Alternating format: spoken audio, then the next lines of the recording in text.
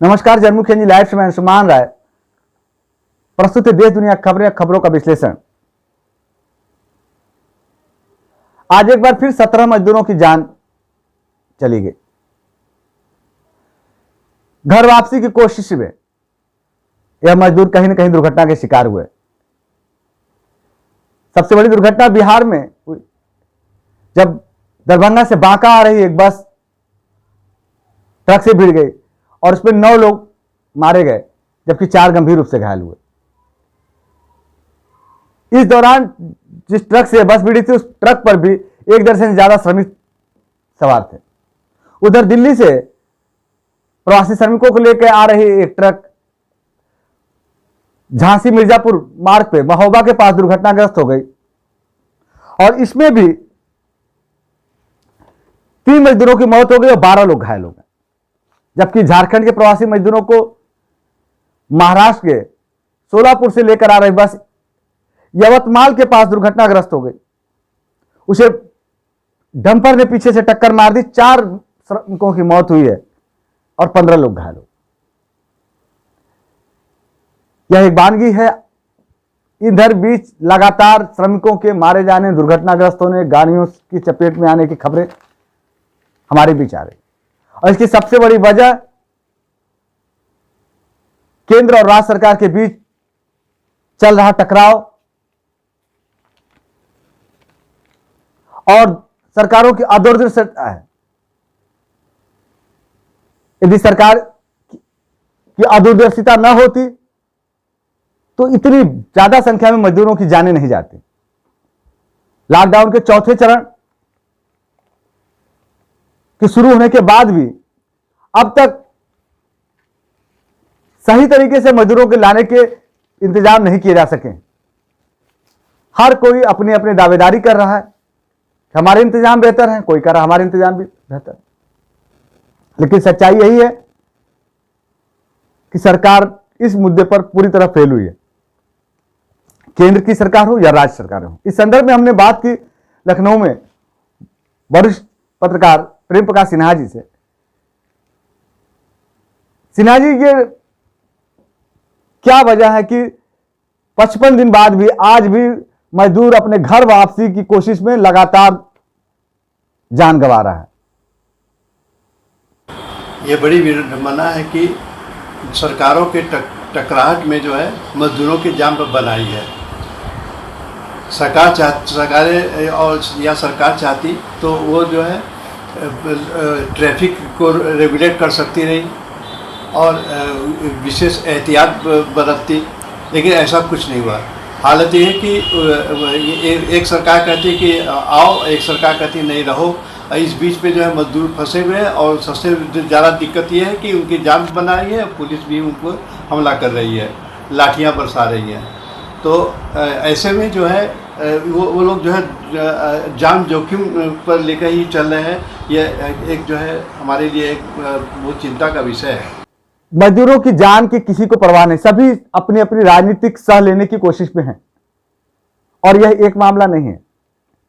मजदूरों से जुड़ा एक मामला कल से ही राजनीतिक सुर्खियां बटोर रहा है। उत्तर प्रदेश के मुख्यमंत्री सीएम योगी और कांग्रेस नेत्री प्रियंका गांधी के बीच चल रहा पत्राचार। 16 मई को कांग्रेस महासचिव प्रियंका गांधी ने उत्तर प्रदेश सरकार को पत्र लिखकर श्रमिकों को उनके घर पहुंचाने के लिए 1000 बसों के इंतजाम की बात कही थी। 2 दिन की चुप्पी के बाद 18 मई को सीएम योगी द्वारा एक टीवी चैनल के कार्यक्रम में यह बात स्वीकार की गई कि कांग्रेस नेत्री द्वारा बसों के इंतजाम की बात कही गई थी, लेकिन उन्होंने कहा कि उन्हें न बसों की सूची मिली है और न उसके बारे में कोई डिटेल है। टीवी चैनल पर यह बात आने के तुरंत बाद कांग्रेस के द्वारा प्रदेश सरकार को सूचित किया गया कि कांग्रेस की बसें तैयार हैं और जल्द से जल्द उनके द्वारा श्रमिकों को उनके घरों तक पहुंचा दिया जाए। लेकिन यह पत्राचार कल पूरे दिन चला। कल देर रात उत्तर प्रदेश के विशेष सचिव द्वारा कांग्रेस नेत्री के सचिव को पत्र लिखकर यह बताया गया कि बसें सुबह 9 बजे तक लखनऊ पहुंच जाए, जिसके बाद आधी रात में कांग्रेस नेत्री की ओर से पत्र लिखकर बताया गया कि बस लखनऊ पहुंचाने का कोई औचित्य अभी थमता हुआ नहीं दिख रहा है। कांग्रेस नेत्री की ओर से बताया गया है कि देर शाम 5 बजे तक बसें गाजियाबाद और नोएडा बॉर्डर पर मौजूद मिलेंगी। लेकिन इस बीच उत्तर प्रदेश के वरिष्ठ मंत्री सिद्धार्थनाथ सिंह द्वारा यह बयान देकर कि कांग्रेस द्वारा जो सूची उपलब्ध कराई गई है वो बसों की सूची में बहुत सारे 2 पहिया और 3 पहिया वाहनों के नंबर है, एक नए विवाद को जन्म दे दिया। कुल मिलाकर बसों को लेकर चल रहा है यह विवाद सिर्फ और सिर्फ राजनीतिक विवाद है और एक दूसरे के ऊपर बढ़त लेने की कोशिश है। कोई श्रमिकों का भला करना नहीं चाह रहा, सिर्फ एक दूसरे पर बढ़त लेने की कोशिश है। इस संदर्भ में हमने प्रेम प्रकाश जी से फिर से बात की थी। प्रेम प्रकाश जी, अभी आप लाइन पर, जरा इसके बारे में बताइएगा, ये जो बसों को लेकर विवाद चल रहा है इस पर आपका क्या कहना है? 1000 बसों की मांग की चलाने की अपनी तरफ से, जिसे योगी जी ने स्वीकार कर लिया और प्रियंका गांधी ने आभार भी जता दिया। लेकिन इसके साथ साथ राजनीति भी शुरू हो गई।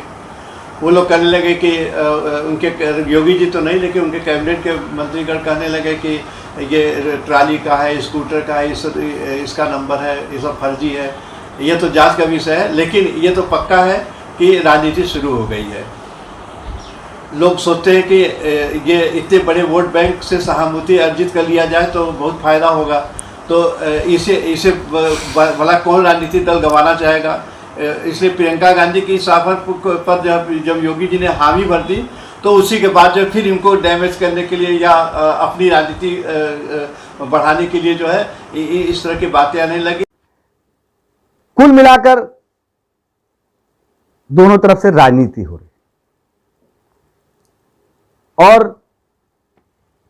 कोरोना के संकट काल में इस तरह की राजनीति ठीक नहीं है, और वह भी तब जबकि लाखों लाख मजदूर सड़क पर परेशान हाल है, तेज धूप में चलने को मजबूर है। रेलवे के इंतजाम, बसों के इंतजाम नाकाफी साबित हो रहे हैं।